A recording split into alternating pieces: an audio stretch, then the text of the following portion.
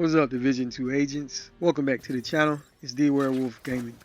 And today we're going to be doing this video a little different. Normally I show you a little bit of gameplay and we generally go over build breakdown because that's what I enjoy doing. I like to get to the point, show you a build that works, that I have tested out, and if it works pretty good for me, then I generally like to show it to you. With that being said, today's video we're going to focus on a topic that I haven't really covered too much in this game, and for those of you who've been subscribed to me since my Remnant 2 video days, I focus heavily on builds because I enjoy creating builds and showcasing things that work that make the game a lot easier. With that being said, today's video will focus on those who are new or may be struggling in this game. Now, one thing I do want to say is that if there's one thing that I hear all the time is that aggressive players are just reckless players who haven't died yet. Aggressive play isn't about running straight at enemies or relying on broken builds. It's about controlling every fight before the enemy has a chance to control you. Today's video, again, we're going to be focusing on aggressive gameplay, and it isn't just about just rushing in anything. It's about controlling every fight before the enemy has a chance to control you. So today we're not talking about builds, we're talking about the mindset behind aggressive play, why it works, why so many players struggle with it, and how changing the way you think can completely change the way you play this game. One of the biggest misconceptions in the Division 2 is that aggressive means playing without thinking. Every push should have a purpose. Every movement should create an advantage for the player. Good aggressive players aren't moving because they're impatient. They're moving because standing still usually gives the enemy the advantage. Some gameplay ideas: moving between cover. A lot of times if you watch me play, depending on the level of content I'm playing, I may be going cover to cover, or my biggest objective is to flank these enemies, just like how they are constantly trying to flank you.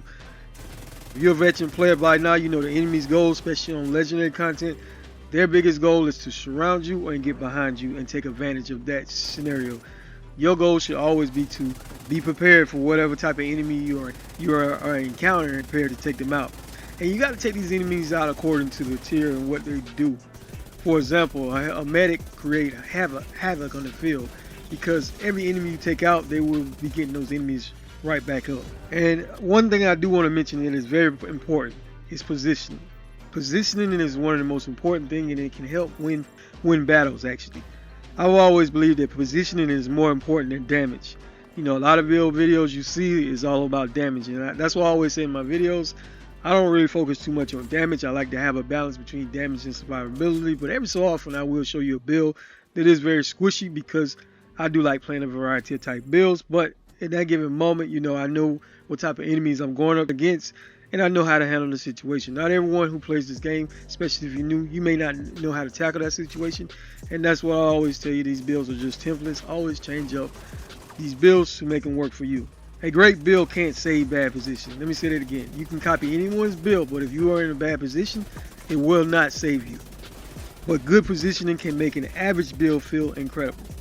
When I'm moving through a room, I'm constantly asking myself, where can I stand that gives me control? Not where can I shoot from. Those are completely two different things. Think about it. If you just walk in a room and you just go straight shooting, the enemies will surround you quickly and take you out very quickly. Some of the gameplay mechanics you got to always be aware of is flanking, using side angles, and fighting from an enemy's blind spots. Another thing that I want to mention is movement. Movement creates pressure. You will literally confuse these enemies. In today's video, I will show you legendary gameplay. That's actually what I'm showing you right now, solo.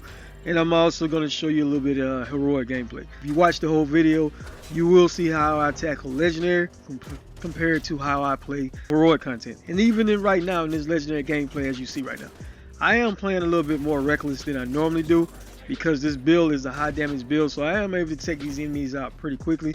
But a lot of times I usually go with a hybrid build mixed of good damage with good survivability. But I can honestly tell you, with this build today, I have on no survivability. The only survivability I am getting from this build is the Caduceus assault rifle that I'm using. So that is the only type of survivability and the 10% armor back on the kill that I have on this build. The AI wants their targets to be predictable, and that target is you. But when you confuse them, it really changes up the game.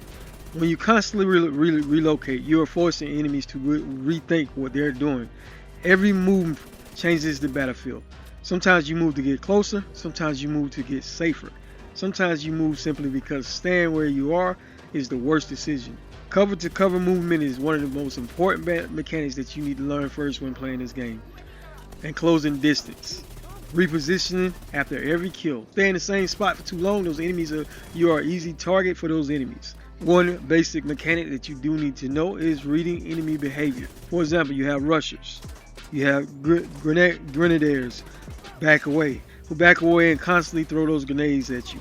You have those drone operators, and they are aggravating in Legendary if you don't take those out first.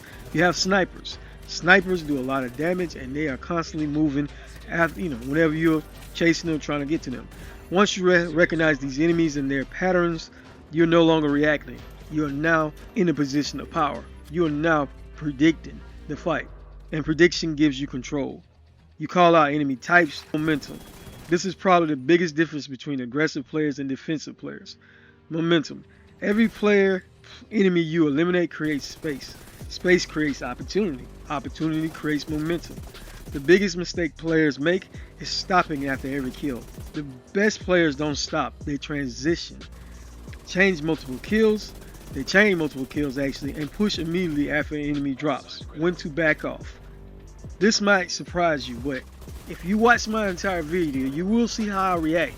Because a lot of times in my gameplay, especially in Heroic now, I don't even use a shield half the time. I'm usually using my assault turret. And I don't ever tell you this. One reason I like using the assault turret is because not only does it draw aggro, it also locates those enemies that are hiding for you. A lot of times I play with the modifiers on, and one of the modifiers I play with is Fog of War, and you can't see where those enemies are located with that modifier. Now, if you pay attention to my Legendary gameplay, I don't really use modifiers when I play Legendary because those enemies are already tough bullet sponges basically, and they move more aggressively and they behave differently than Heroic enemies. So with that being said, I don't really use the modifiers when I'm playing on Legendary compared to when I'm playing on Heroic content. But whenever I do have the modifiers on Heroic, I usually have the one that gives the enemies special ammo, and I usually have Fog of War, which it won't show you on your mini map where those enemies are located. With that being said, if you're using a drone, it will easily locate those enemies for you that are hiding, and it actually do damage to those enemies as well and get them out of cover. So the drone is a great alternative, a great skill in my opinion. That's one reason why you see me use it often.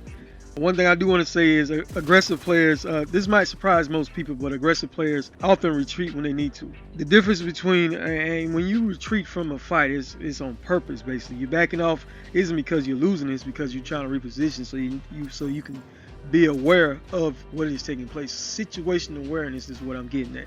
And basically in this game, it's basically allowing you to reset the fight whenever you're aware of what's going on.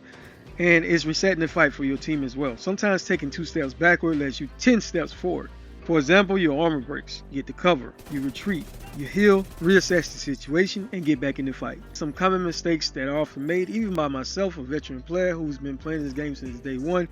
I still make mistakes sometimes, and mistakes are what help us learn, what help us become better players. But with that being said, it is very important to always be aware of what is going on, where those enemies at. Like, I'm always looking at the corner of my eye when I see an enemy and I'm doing something. I'm trying to be aware of where that enemy is all the time. So your goal should be always, whenever you're moving, move with a plan. Fighting every enemy at once is not a good plan. Staying exposed is definitely not a good plan. You always want to be moving. That's your biggest goal. That way you're not just a sitting duck. Don't let them just shoot you. If you're moving, you're making it harder for those enemies to hit you, and you're also confusing those enemies. With that being said, I hope you stick around and watch the rest of the gameplay. You will see, like I said, in this gameplay today, I have no shield on whatsoever. I showed you gameplay with Legendary, and I showed you I play Legendary totally different than I play Heroic. Heroic, I usually, as you can see, I'm moving quickly, I'm engaging the enemies, I'm keeping them on their toes, and I'm going to be confusing them a lot. Alright, agents, as always, I appreciate each and every one of you for your valued time and continued support. It really does mean a lot, especially for those who always have something positive to say. As always, agents, stay strong, stay sharp. The Werewolf Gaming out.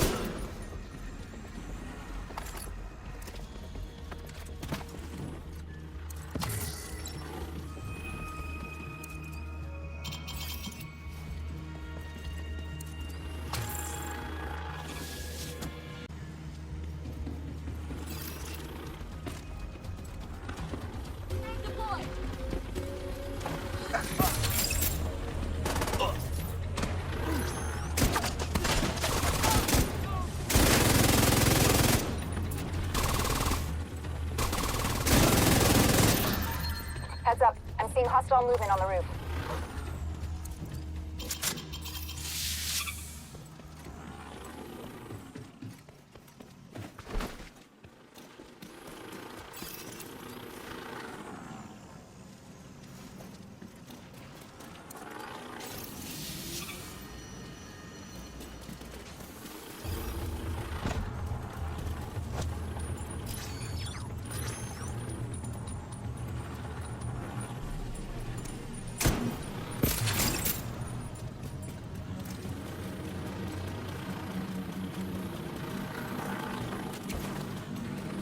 Sent the coordinates for the dishes through Isaac. It shouldn't take too long to align them. You're still gonna have to adjust each dish, but this will speed up the process.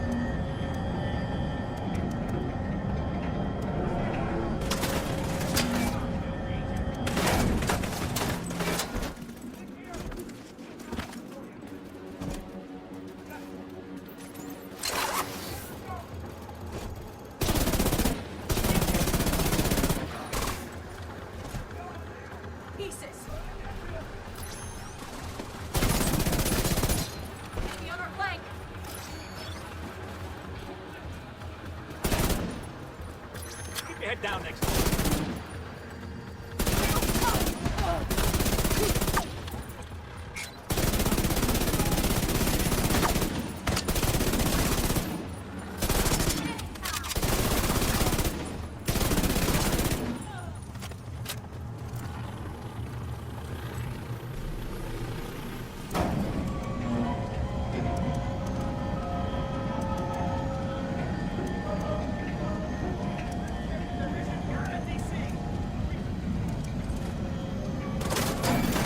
Satellite line and clear for transmission. Signal is insufficient. So far, so good. Now we just gotta find a transmitter to boost the signal. Vital signs critical.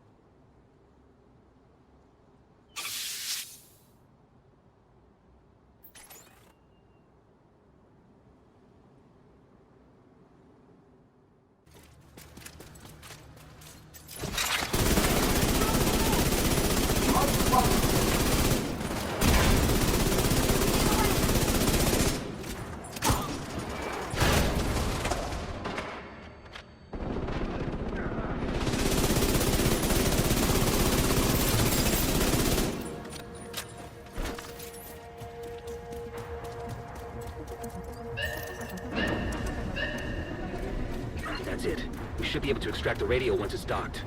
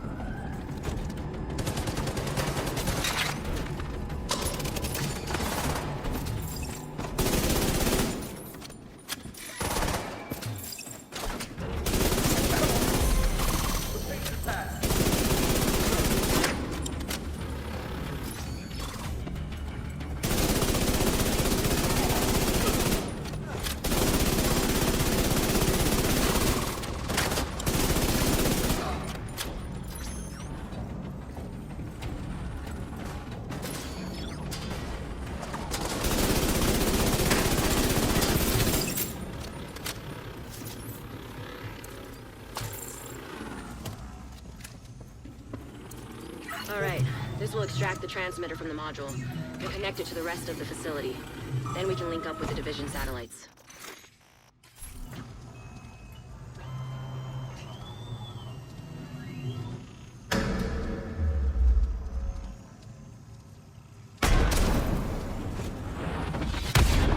Agent, are you alright? Sounds like you've got company.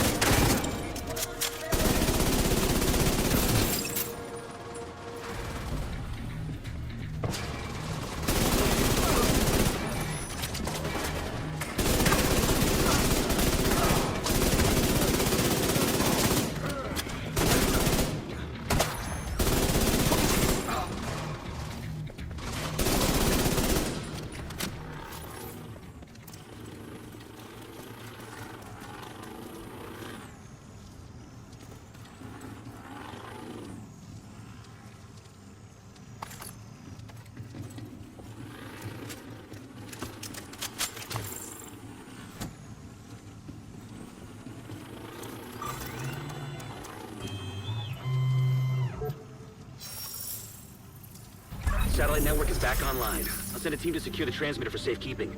Good work, Agent.